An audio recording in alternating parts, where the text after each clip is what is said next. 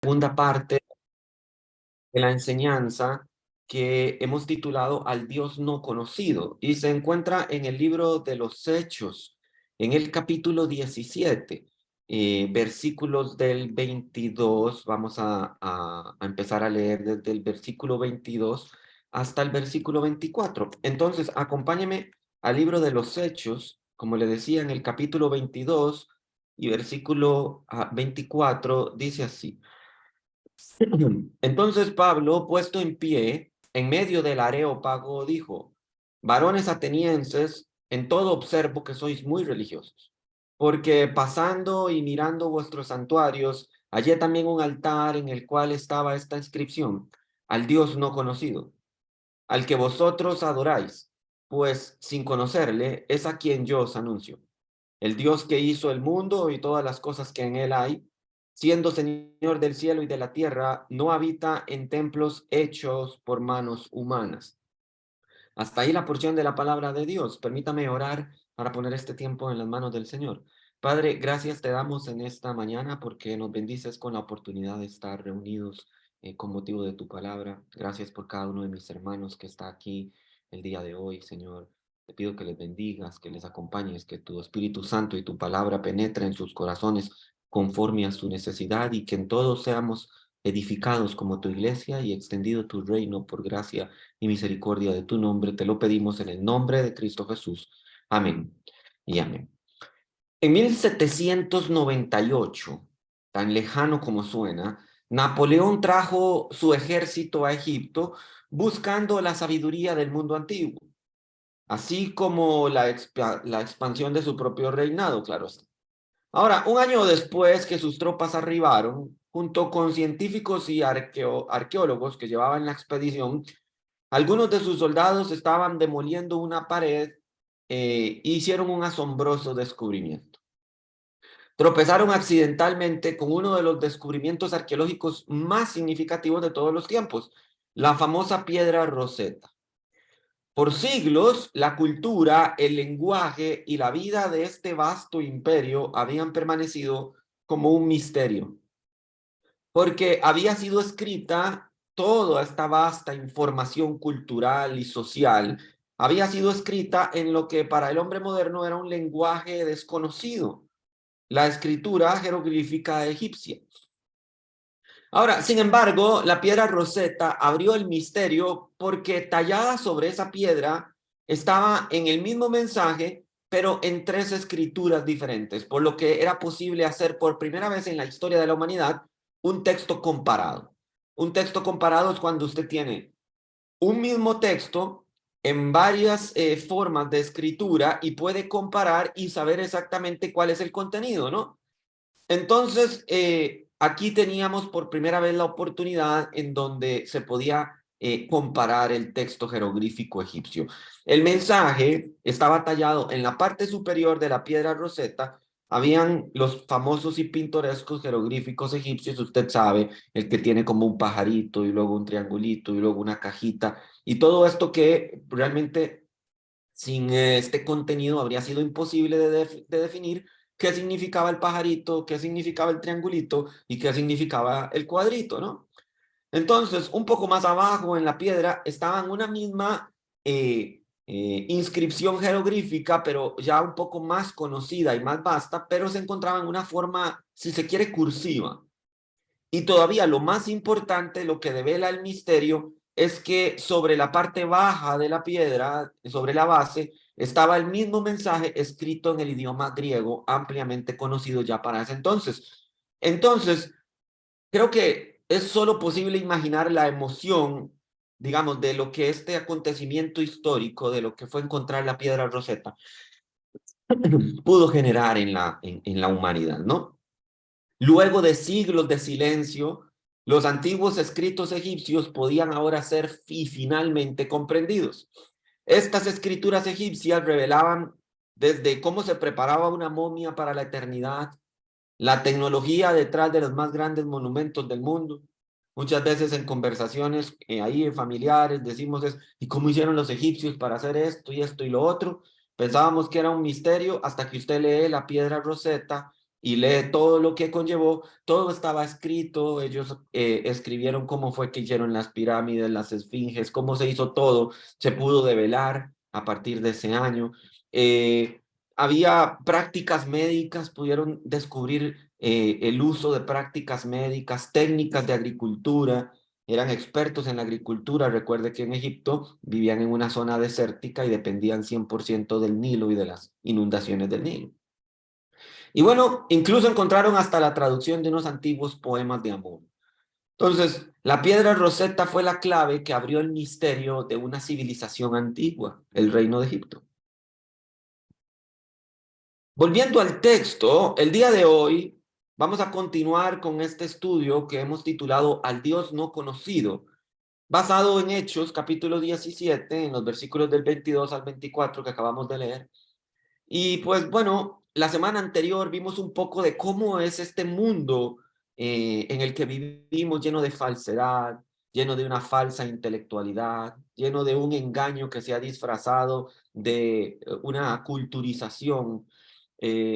Pues usted cuando ve esto, compara con el mensaje del Evangelio y puede ver a Pablo llegando a Atenas y que ha contemplado a esta ciudad llena de paganismo e idolatría.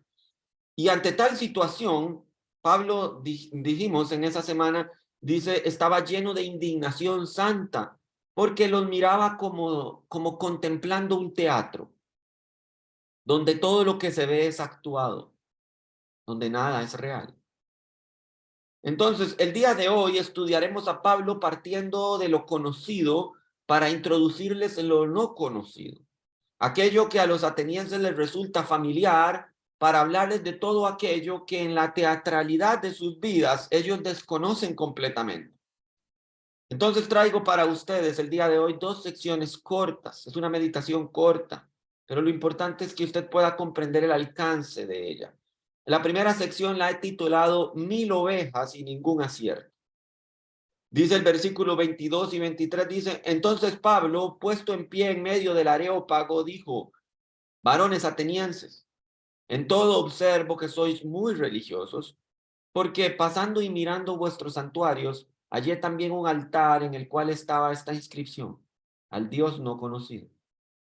Al que vosotros adoráis, pues, sin conocerle, es a quien yo os anuncio. Mientras Pablo se paraba en la ciudad de Atenas, haciendo una pausa, esperando a Silas y a Timoteo que venían a su encuentro, dijimos la semana tras anterior que tuvo un tiempo de ocio, podía sentarse a contemplar la arquitectura, a turistear un poco por la ciudad fascinante de Atenas, otrora imperio de la Edad Antigua. Pero Pablo decidió ocupar su tiempo libre para pensar en lo espiritual, ¿no?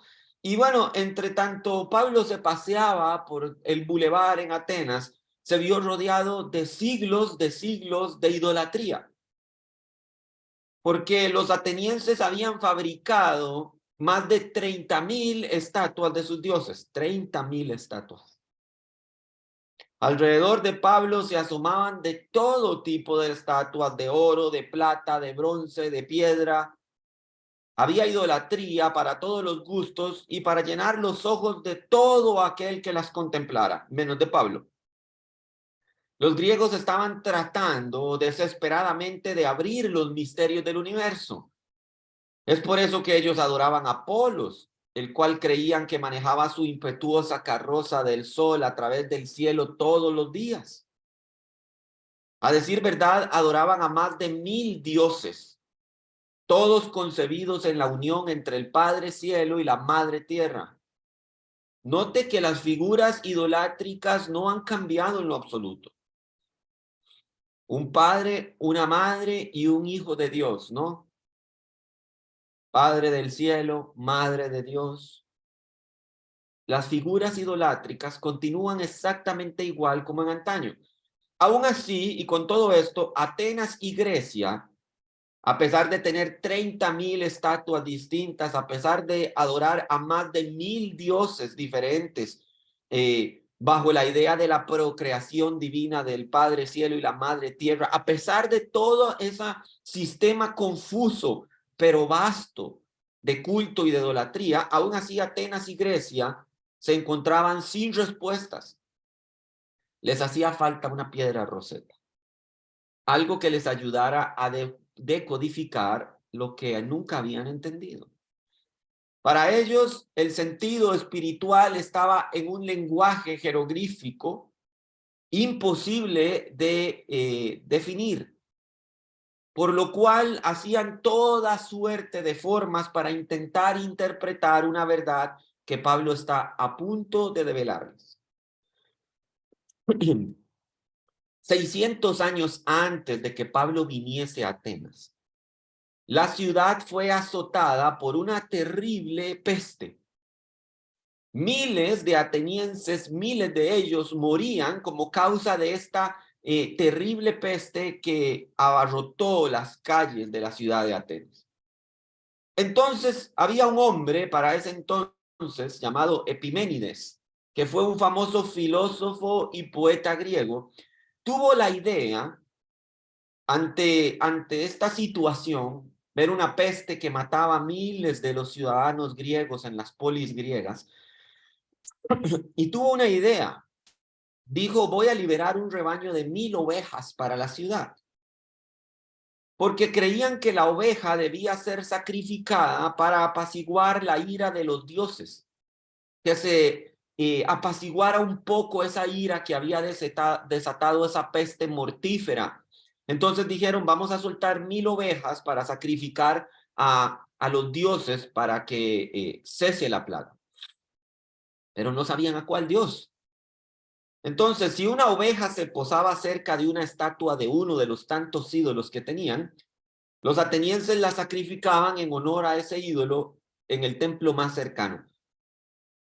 Pero muchas ovejas, y este es el caso, muchas ovejas se acostaban en lugares donde no había ninguna estatua o no había ningún templo cercano. Entonces, como ellos veían a la oveja ahí posada y decían, entonces, ¿a cuál Dios lo sacrifico? Porque no hay ninguno cerca. Entonces decían, por lo tanto, decían los atenienses, vamos a levantar un altar que quizás habían pasado por alto algún dios, uno que no conocían. Y fue por ese altar que escribieron las palabras al Dios no conocido. Imagínense esto, liberan 1000 ovejas. Viene la bendita oveja y se va a pastar a algún lugar en donde no había un Dios y dijeron, creo que ahí tenemos una oportunidad, un área de oportunidad.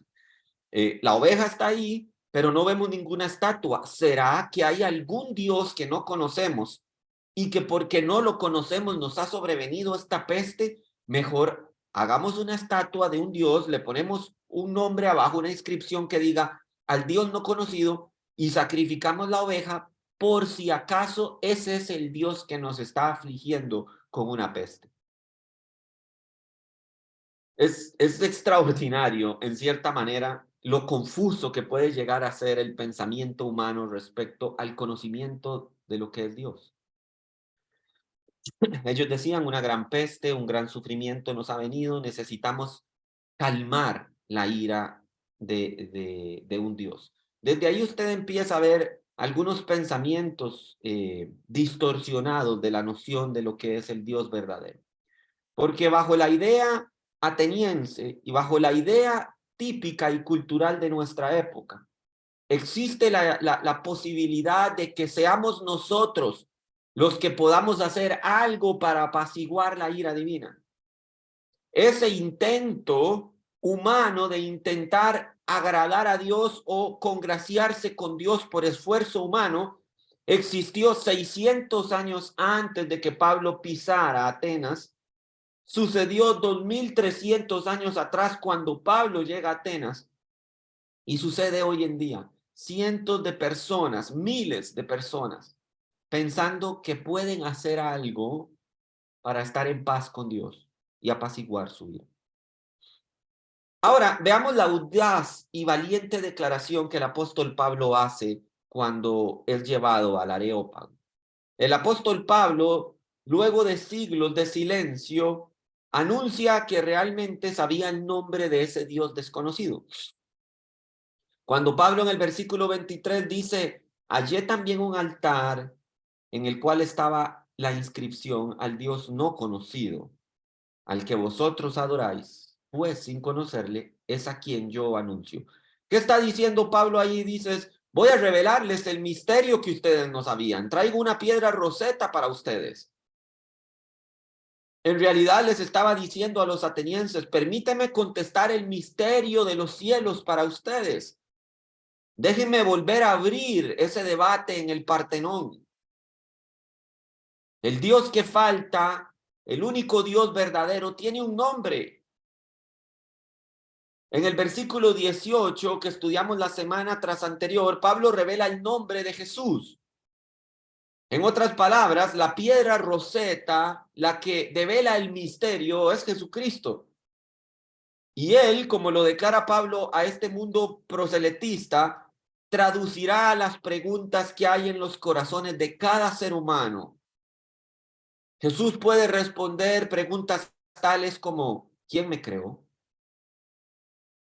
¿El universo fue el resultado del azar o es una creación inteligente? ¿Qué poder creativo estuvo detrás de todo ese proceso creacional? Si hay un creador que me hizo a mí y a todo lo que existe, entonces ¿tengo algún valor para él? ¿Cuento para él? Todas estas preguntas de índole filosófico y aún más son decodificadas por la figura del Señor Jesucristo. Quite al Señor Jesucristo de la ecuación y cada una de esas preguntas, ¿quién me creó? ¿El universo fue el resultado del azar o de una creación inteligente? ¿Qué poder creativo estuvo detrás de toda esta fuerza creacional?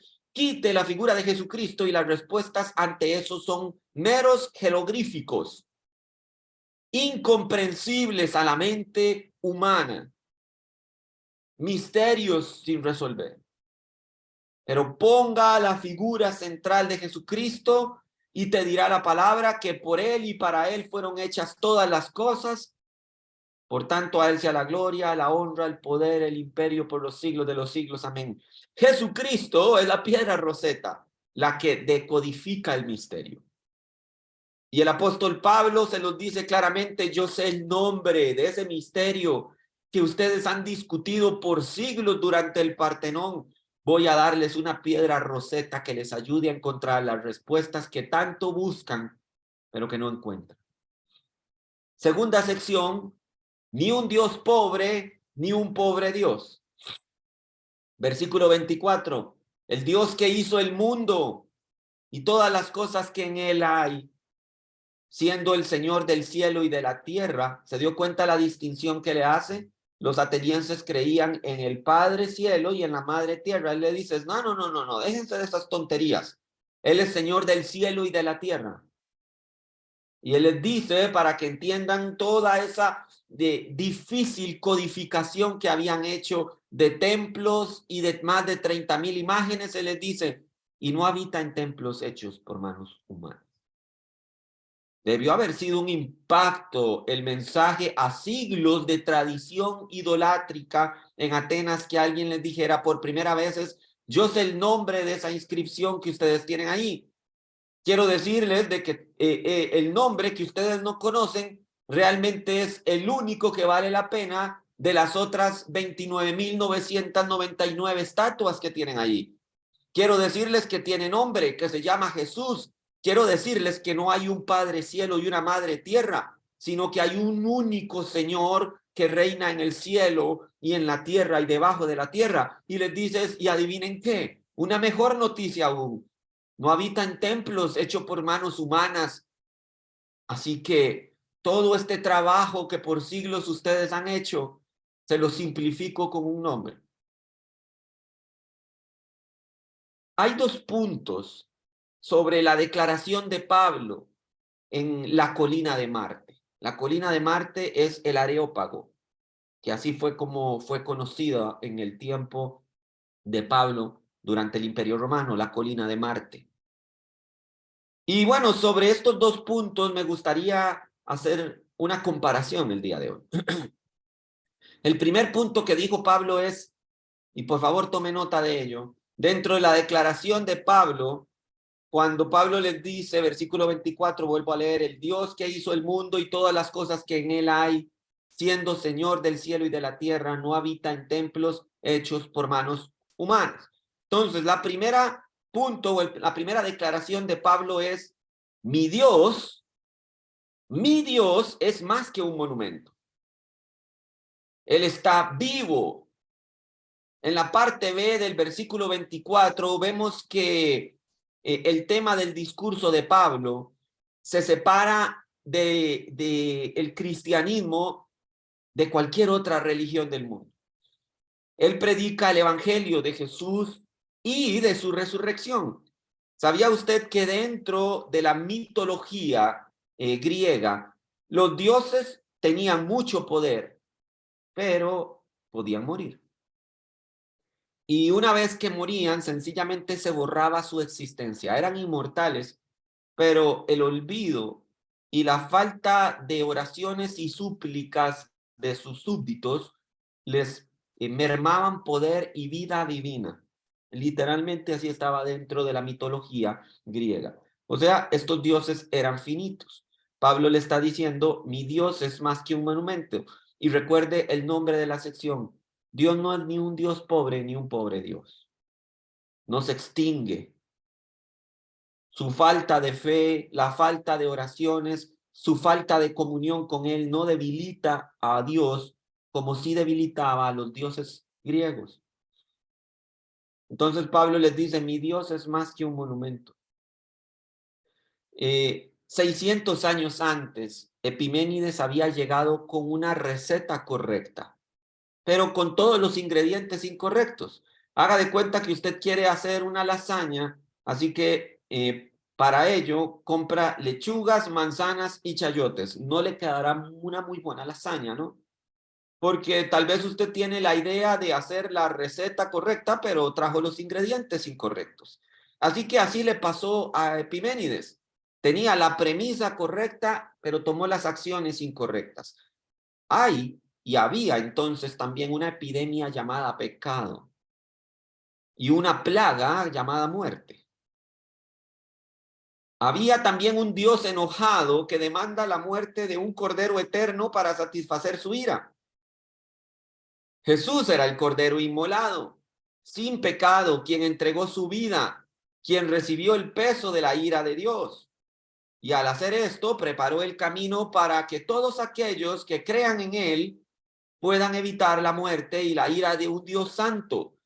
Epiménides y los atenienses tenían la premisa.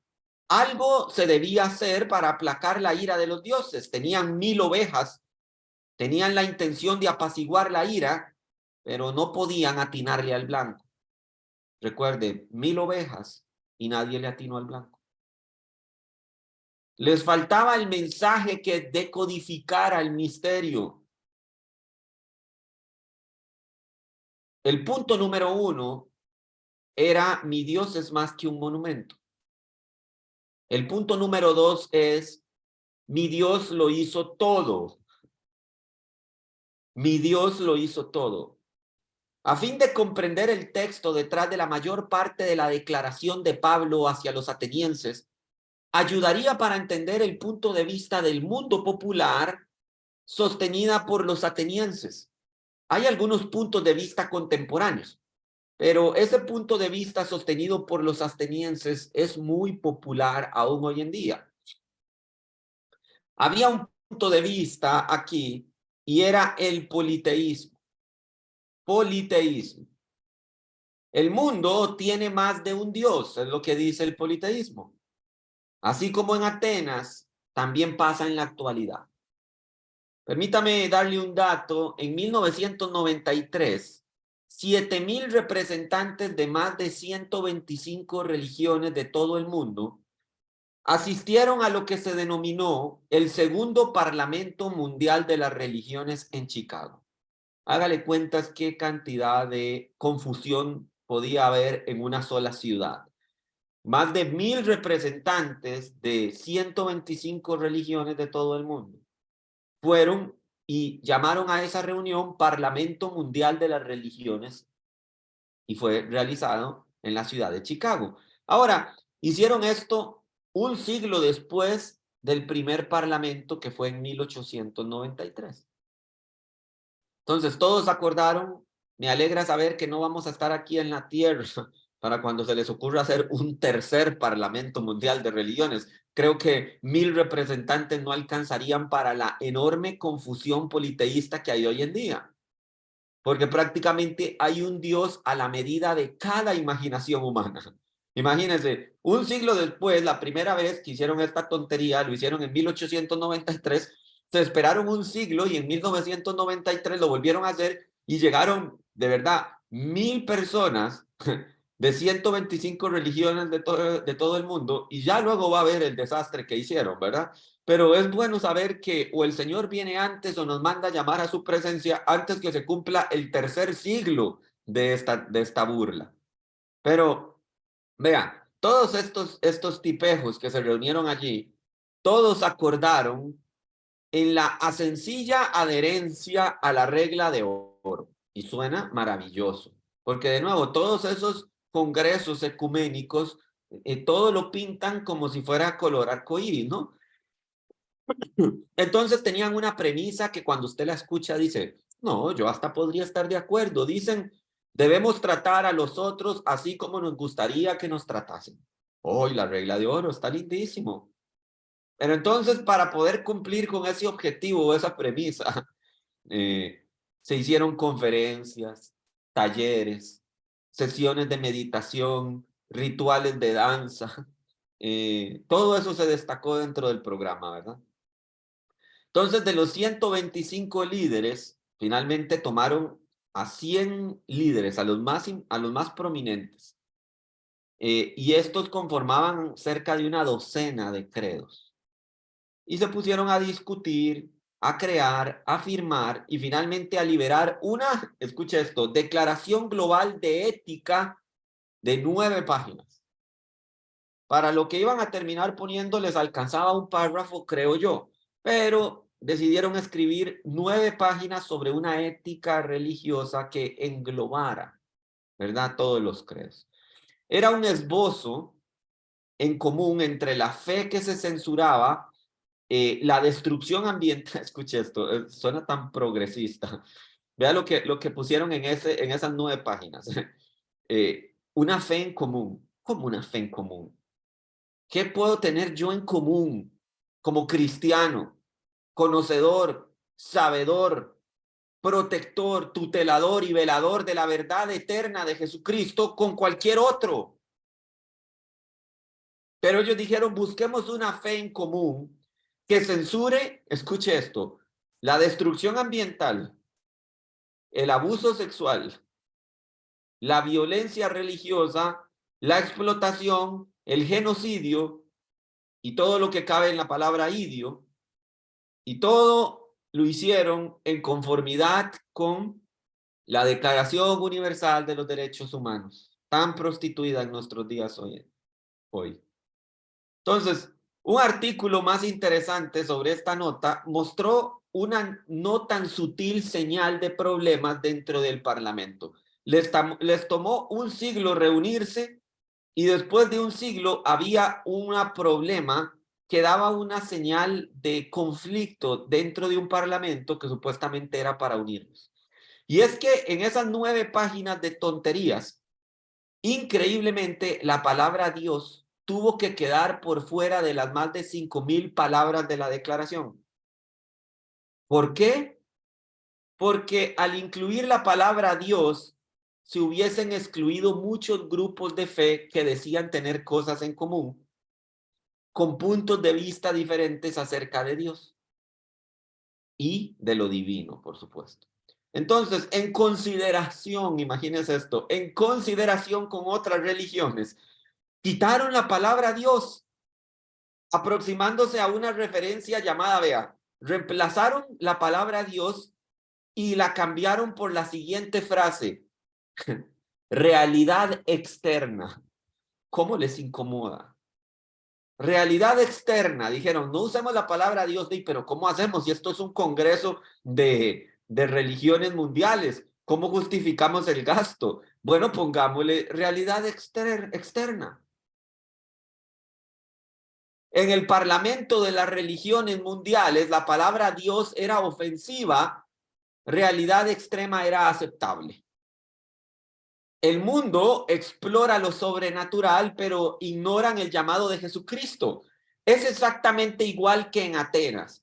Tenemos un Dios para cada cosa y hasta uno sin nombre por si alguno quiere nombrarlo, ponerle nombre. Pero viene Pablo y le señala el nombre Jesús y el Areópago entero dice, híjole, otro que no sea Jesús no lo tiene de fresa, no lo tiene de vainilla mejor. Es exactamente la disertación que tenemos hoy en día los cristianos.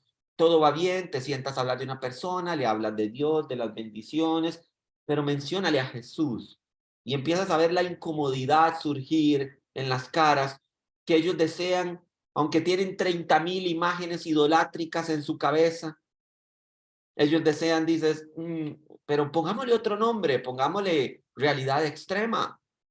No usemos la palabra Jesús, cambiémosle el nombre, nos incomoda. Si queremos seguir teniendo estas conversaciones positivas de religión, no usemos etiquetas, no usemos Jesús. Pero sin Jesús no se decodifica el misterio. Es lo que Pablo trataba de decirles.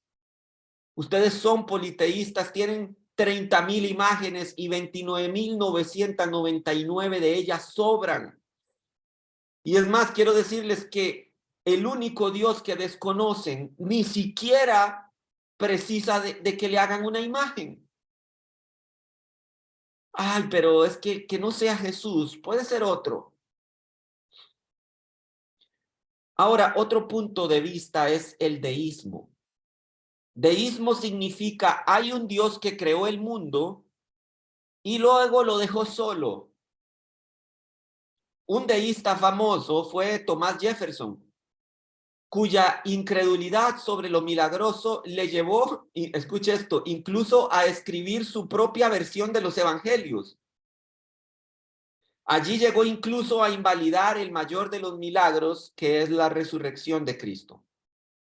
El Nuevo Testamento de Thomas Jefferson concluye con la frase, pusieron a Jesús en el sepulcro y pusieron una gran piedra a la puerta del sepulcro y se marcharon.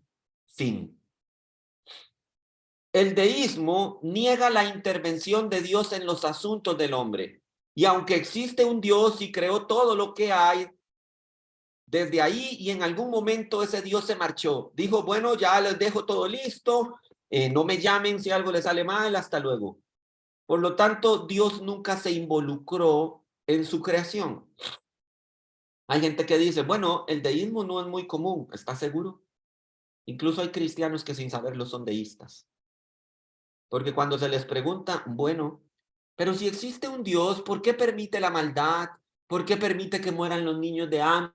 ¿Por qué permiten que las personas se enfermen de cáncer y mueran en la más terrible agonía? Y cuando el cristiano sencillamente ante esos cuestionamientos dices, mejor aquí Cayetano y mejor aquí ya no digo más nada porque la verdad es que no tengo respuestas, ese es un deísmo camuflado. Porque a tus adentros dice, la verdad es que no tengo respuestas. Parece ser que Dios sí dejó solo al mundo, que lo dejó a su propio rumbo. Cuidado, porque en Atenas había politeístas, había deístas, y aún hoy en día lo hay. Ahora, no solo hay politeísmo, no solo hay deísmo, sino que también hay panteísmo. Dios es todo y todo es Dios. Con el panteísmo todo es divino y lo divino se encuentra en todo. El hinduismo, el budismo y el movimiento de la nueva era son sus principales precursores. Y por favor no lo subestime, porque es un concepto tan absorbido por la sociedad que actualmente es tan sutil que ya se permeó completamente en el pensamiento de todos sin siquiera notarlo. ¿Sabe? Cuando uno quiere saber si un concepto ha sido completamente absorbido por la sociedad, basta con tener conversaciones con la gente. El día viernes tuve un examen que se extendió hasta largas horas porque teníamos una discusión entre el profesor y yo respecto a un concepto que se daba como entendido. Y bueno, después de una disputa de no pocas horas, creo que salí victorioso, porque él trataba de convencerme acerca del concepto del machismo. Y bueno, mi posición, ustedes saben que es muy dura. Yo digo, tal cosa no existe. Es una construcción social. Claro que existe, hay efectos del machismo, hay efectos de un montón de cosas. No implica que deba ser conceptualizado. No, me parece que, y entonces externando opiniones ahí frente a un grupo de profesores también decían no, es que el concepto tiene que ser correctamente definido. Y yo, perfecto, defínalo. Y ellos mismos se dieron cuenta de que es sumamente difícil definir un concepto que ya ha sido tan absorbido, porque sencillamente dicen es que de machismo es machismo. Machismo son esas actitudes. Yo, bueno, defina las actitudes. Entonces nos damos cuenta que hay un montón de conceptos que absorbemos, que los decimos, que los popularizamos, que no nos cansamos de repetirlo por todo lado, pero que no por ello sean verdad. Entonces, hay muchísimas personas que hoy en día, créame, que el pensamiento, bueno, tal vez hinduismo y budismo por la cultura que llena nuestra sociedad, sigue siendo más popular de lo que es, por ejemplo, la nueva era.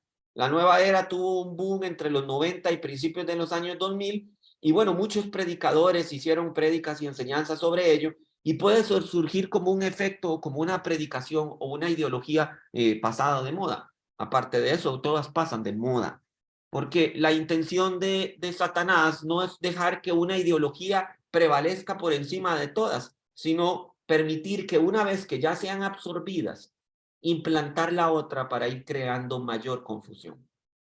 Lo único que usted no puede hacer como cristiano es en medio de una discusión como la que yo estaba, dar por sentado que el término existe, porque entonces le da la ventaja al otro que realmente sí cree en todas las tonterías vinculadas a eso. Entonces yo me le paré y le dije, no, no existe, no admito ese término, no lo admito, no lo voy a admitir. Entonces quiero que usted sepa que está hablando con una persona al que usted le menciona algo que para mí es inexistente, como si estuviéramos hablando del hombre lobo del conde Drácula. Para mí no existe. Entonces te paras firme en una posición. Al final me fue bien porque dijeron, admiramos, digamos, que por más y por más que intentamos quebrarlo, usted no cedió ni un centímetro. Y yo digo amén, porque no voy a ceder mis convicciones por una nota o por una calificación. Pero esto es muy interesante porque la gente dice nueva era, pastor, me va a predicar de nueva era. Ahora estamos hablando de otras cosas, posmodernismo. Posmodernismo pasó de moda hace 3 años también. Ya ni siquiera se habla de posmodernismo, ya ni siquiera los filósofos han encontrado un título para definir la influencia filosófica de nuestra generación. Pero entonces dicen nueva era, pastor. Sí, claro, se metió, eh, fue absorbido y se fue. Porque entonces ahora la gente cree en todo un montón de tonterías, de meditación, de buenas vibras. Yo he escuchado cristianos hablar de buenas vibras. Vea lo absorbido que quedó el concepto. Así que no minimicemos la noción del panteísmo. Existía en Atenas, existía en tiempo de Pablo, existe en nuestro tiempo. Ahora, el versículo 24, no solo vemos una declaración de Pablo de quién es Dios, sino también una declaración bíblica de la creación. En ninguna parte del capítulo 17 Pablo intenta probar la existencia de Dios. ¿Sabía usted eso? En ninguna parte de todo este capítulo 17 en donde Dios les está hablando a los atenienses de Dios, él no viene a intentar probarles la existencia de Dios. Él simplemente declara que es Dios. Y sabe, esto es un principio muy bíblico, porque considere que la Biblia da por sentada y establecida la existencia de Dios. No describe su origen. Por ejemplo, el Génesis dice, en el principio creó Dios los cielos y la tierra. Usted no lee en el Génesis que dice, en el principio había un Dios que se llamaba Jesús y que era un Dios muy bueno y que él quiso crear la tierra. El texto no empieza explicando que existe un Dios. Empieza diciendo, existe un Dios. No lo pone en lugar a dudas. Hoy en día perdemos mucho tiempo tratando de explicarle a la gente, es que vea, Dios es Jesús y Jesús es un Dios bueno. La Biblia ni siquiera empieza por ahí. Dice, en el principio creó Dios los cielos y la tierra, lo da por establecido. La Biblia no tiene que contarnos un contexto de Dios, sino que Dios está presente en el relato de manera preexistente, pero de ninguna manera explicable. Bueno, venga, voy a sentar y explicarle quién es Dios y cómo es Dios. Pablo ahora quiere argumentar sobre por qué sabe que es un buen punto de partida en medio de una sociedad politeísta hablarles del poder de ese Dios. De hecho, es un muy buen argumento. Cualquiera que hoy en día diga que no existe Dios debe comenzar por responder entonces cómo fue que se creó todo. Y para dar respuesta a eso, hacen uso de los argumentos más extraordinarios e inverosímiles. No que una explosión, no que es que yo creo en la evolución, no es que yo creo en la progresión y en la evolución natural, no es que yo creo en la generación espontánea y un montón de tonterías ideológicas. Pablo les dice en la primera parte del versículo 24, el Dios que hizo el mundo y todas las cosas que en él hay. Ese es un argumento cosmológico. Debe haber una causa detrás de los efectos. La palabra original en el griego para mundo es cosmos. Hay una sabia elección de palabras por parte de Pablo, tomando en cuenta que el famoso escritor, pensador y héroe ateniense Homero utilizó esa palabra en sus escritos comúnmente para referirse al sistema griego de orden gubernamental. O sea, para el escritor más importante de los griegos y atenienses, que fue Homero, el cosmos es un sistema de orden gubernamental, de orden de gobierno. Otro ateniense brillante llamado Platón utilizó la palabra cosmos en el orden en que una mujer utiliza su maquillaje. ¿Sabía usted de dónde viene la palabra cosmético? Entonces, el significado básico del concepto de cosmos incluye, escuche esto, la idea de arreglarse o que sea arreglado dentro de la palabra cosmético y también incluye la palabra cosmo en sentido de orden. Cuando la palabra pasó a referirse al universo, esto llevó consigo a la idea de orden y embellecimiento del universo. Qué cosa más hermosa. Cumple perfectamente los principios del Génesis. Dice que Dios creó todas las cosas en orden. ¿Se acuerda cuando leyó el Génesis? Creó en el día 1, en el día 2. ¿Y qué decía Dios cuando terminaba de crear? Dice, y vio Dios que era bueno, que era hermoso, que estaba correctamente arreglado como un cosmético. Uno de los argumentos para la creación de parte de Dios es el argumento cosmológico, es decir, desde que vemos los efectos del orden, debe haber una causa detrás de tales efectos. Eso es lo que Pablo les está diciendo. No crean en esto de que tienen que matar a un montón de 1000 ovejas. No crean en que hay un Dios que corre con una carroza con el sol a cuestas para que se ponga completamente el día, ¿verdad? Hasta su cenit. Pablo les dice, ustedes pueden escoger creer en eso o creer en algo cósmico, en un argumento cosmológico, cosmético, que nos dice es, hay un Dios todopoderoso que creó todo en orden y lo creó hermoso. Pero también hay un argumento teológico. Un diseño complejo demanda un diseñador divino. A decir verdad, el argumento teológico es lo que sustenta el argumento cosmológico o creacionista. La creativa complejidad de la creación demanda un diseñador divino. Hay un libro muy interesante, lo leí hace una semana, se llama La caja negra de Darwin.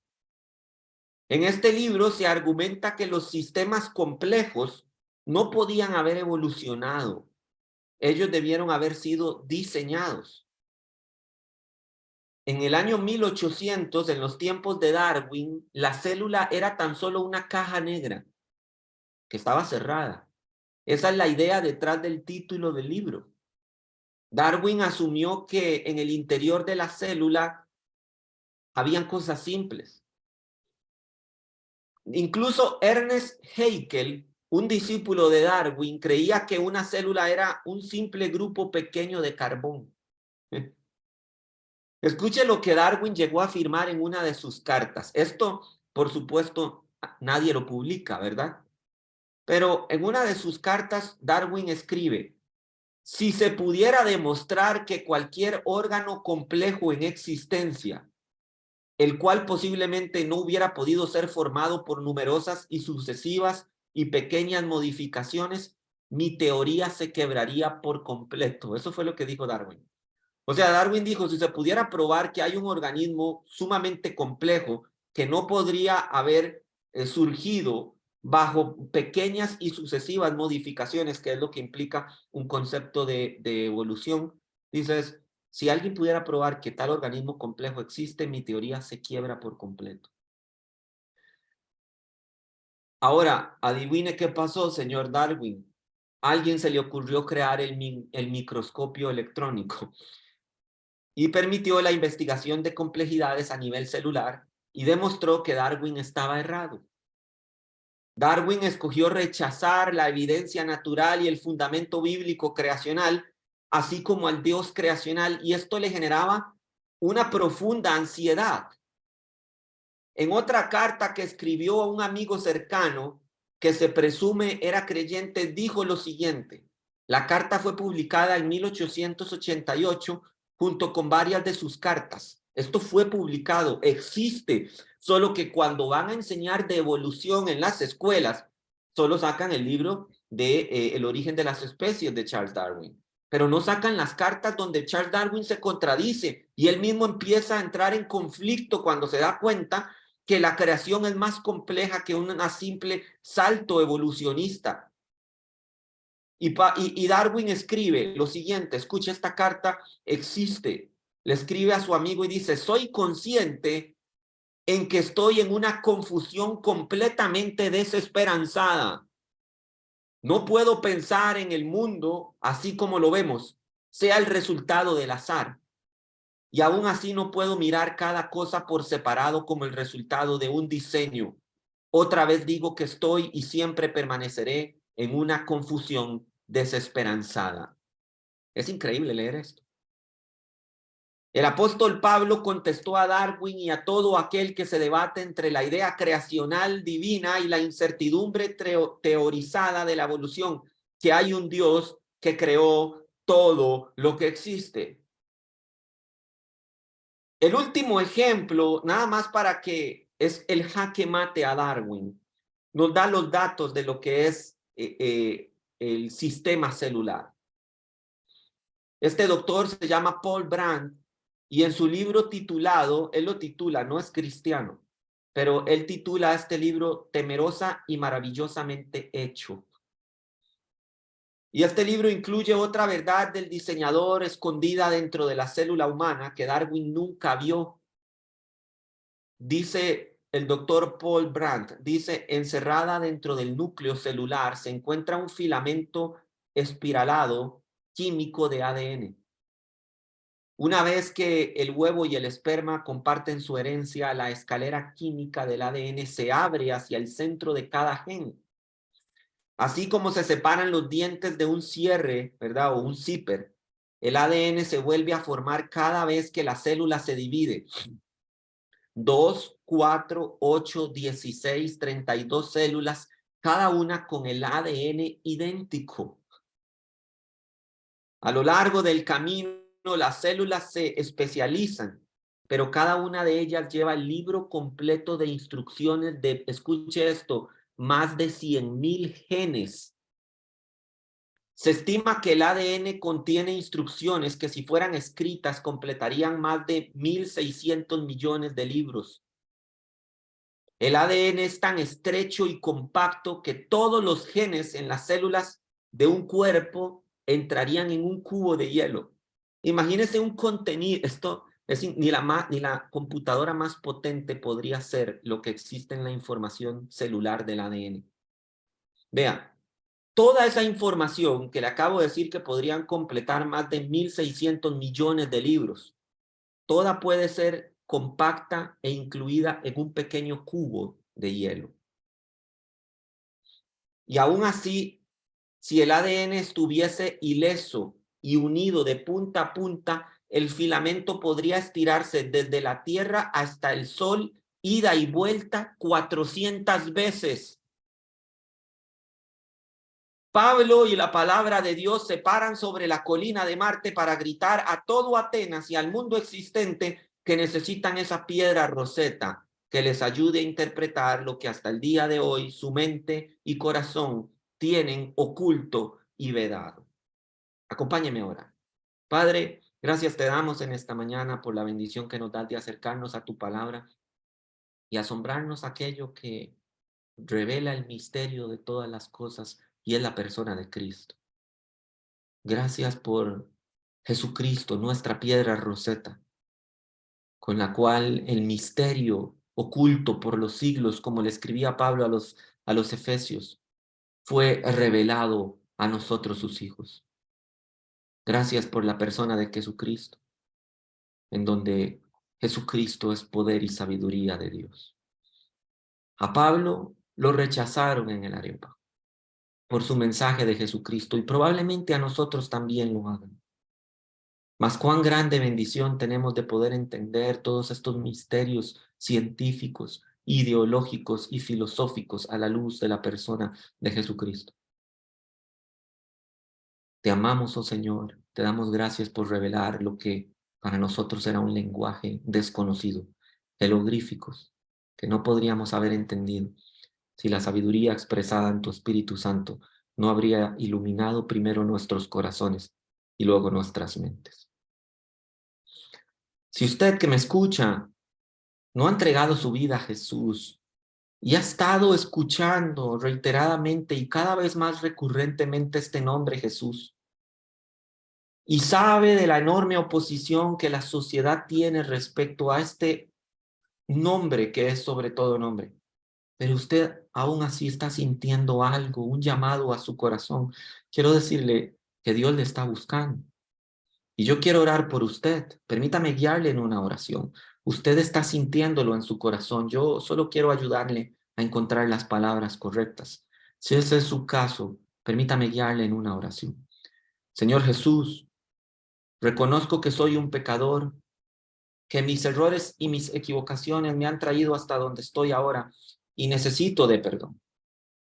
Reconozco que he fallado, pero quiero implorar por tu perdón. Sé que moriste en una cruz por todos mis pecados y también sé que resucitaste para que yo pudiera tener vida. Acepto en fe tu salvación. Quiero que entres a mi vida, que seas mi Señor y mi Salvador. Te entrego mi vida para que hagas conmigo a alguien que te sirva y que te alabe. Amén y amén. Si usted hizo esta oración, permítanos saber de usted. Escríbanos en la caja de comentarios en YouTube o escríbale a la persona que le compartió este mensaje. Queremos saber su testimonio, queremos orar por usted, que Dios le direccione a una iglesia en donde pueda escuchar la palabra de Dios y ser instruido en ella. Ahora, iglesia, levante sus manos, permítame bendecirle con la bendición sacerdotal que Dios estableció, se debe bendecir a su pueblo cada vez que se reúna a glorificar y a bendecir su nombre. Y dice así: Iglesia, Jehová te bendiga y te guarde. Jehová haga resplandecer su rostro sobre ti y tenga de ti misericordia. Jehová alce sobre ti su rostro y ponga en ti paz. Amén y amén.